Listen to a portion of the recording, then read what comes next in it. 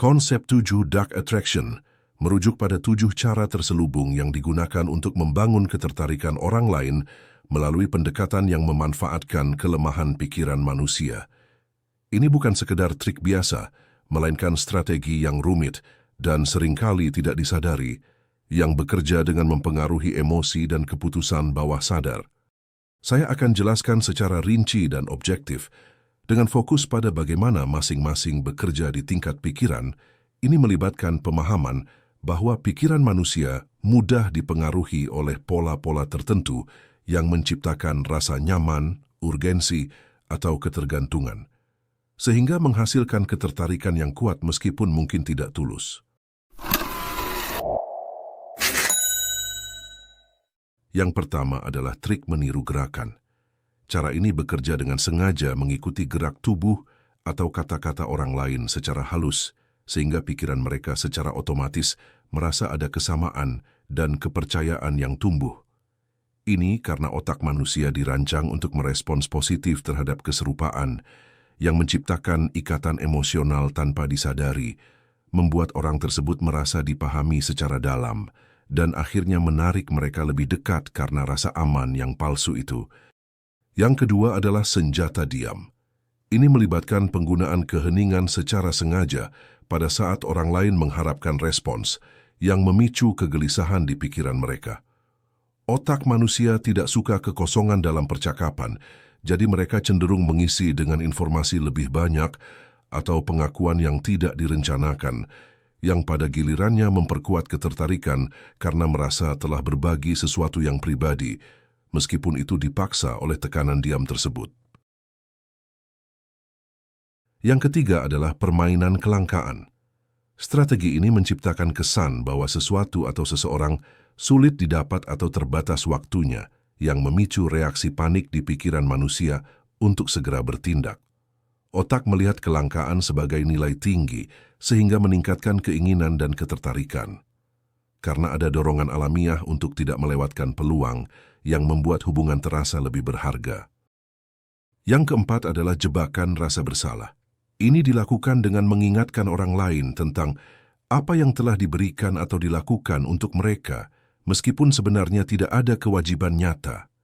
Pikiran manusia sensitif terhadap rasa hutang budi yang menciptakan tekanan internal untuk membalas, sehingga memperkuat ketertarikan melalui perasaan kewajiban yang mendalam, membuat mereka lebih patuh dan dekat. Yang kelima adalah kaitan pujian. Dengan memberikan pujian yang tepat waktu, pertahanan pikiran orang lain turun, karena otak merespons positif terhadap pengakuan dan merasa lebih terbuka. Ini membuka jalan untuk permintaan atau pengaruh lebih lanjut, yang meningkatkan ketertarikan karena rasa senang yang dihubungkan dengan orang yang memberi pujian, meskipun itu hanya alat untuk mengendalikan emosi. Yang keenam adalah tombol ketakutan.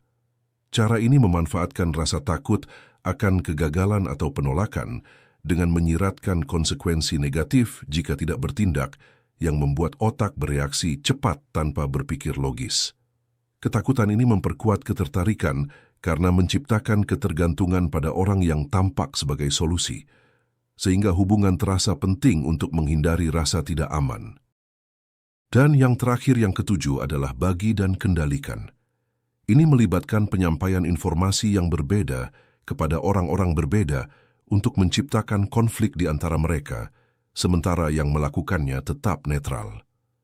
Pikiran manusia mudah terpecah oleh perselisihan, yang membuat mereka mencari dukungan dari orang yang mengendalikan, sehingga meningkatkan ketertarikan melalui posisi kekuasaan yang tersembunyi di balik kekacauan.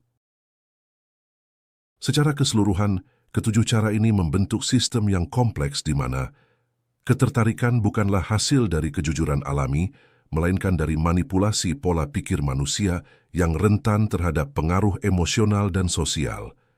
Ini sebagai bukti betapa dalamnya hubungan antara pikiran bawah sadar dan perilaku sosial, di mana objektivitas seringkali kalah oleh dorongan instingtual, yang membuat manusia mudah ditarik ke dalam jaringan yang dirancang dengan cerdik.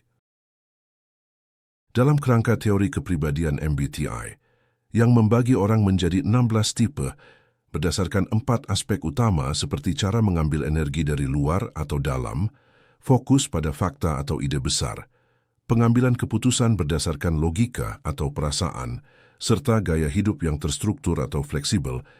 Kita bisa menganalisis tipe mana yang punya kemungkinan paling besar untuk menguasai 7 teknik ini.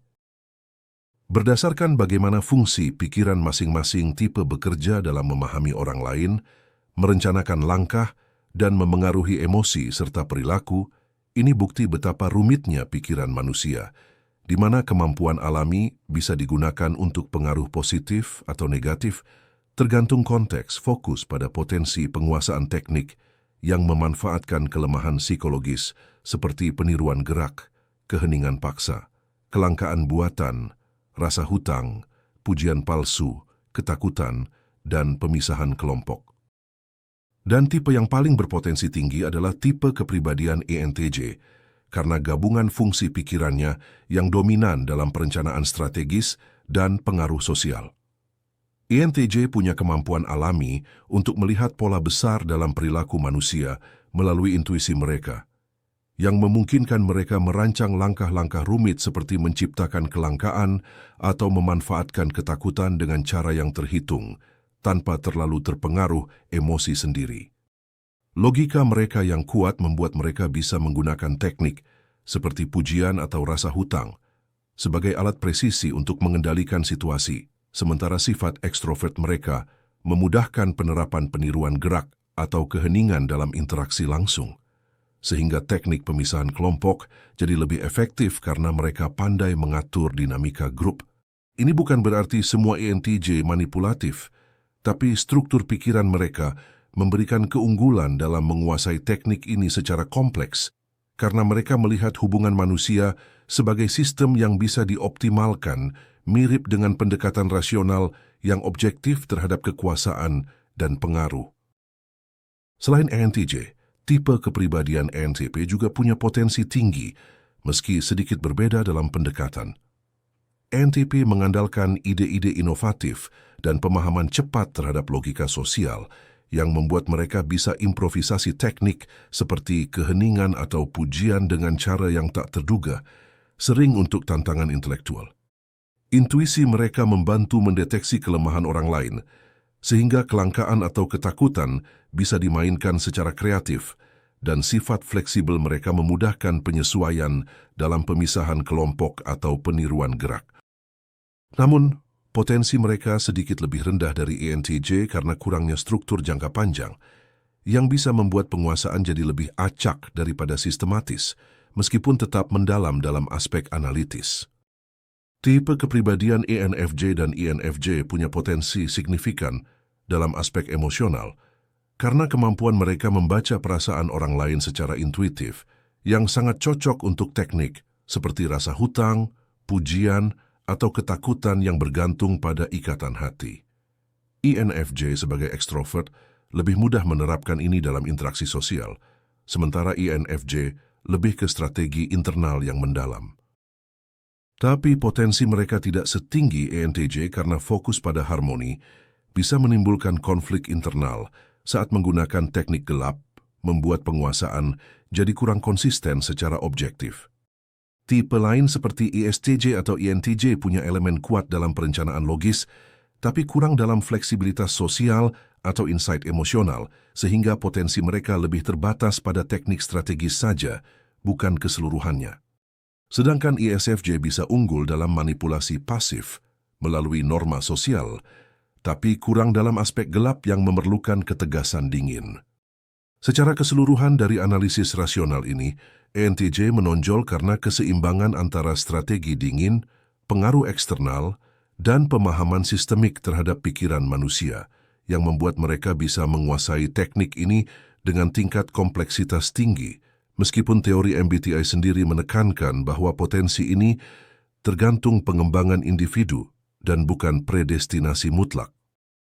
Ketujuh teknik Dark Attraction pada hakikatnya adalah eksploitasi presisi terhadap celah-celah mendasar dalam pikiran manusia, seperti dorongan mencari kesamaan, ketakutan akan kehilangan, rasa hutang budi, dan kebencian terhadap kekosongan.